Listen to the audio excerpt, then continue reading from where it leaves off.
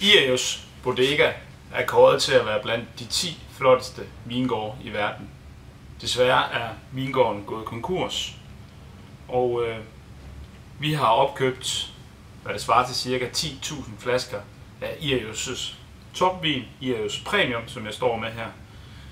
Denne vin har modtaget 95 point i Guy Pening, hvilket er exceptionelt, og vinens pris har på markedet været ca. 1000 kroner flasken.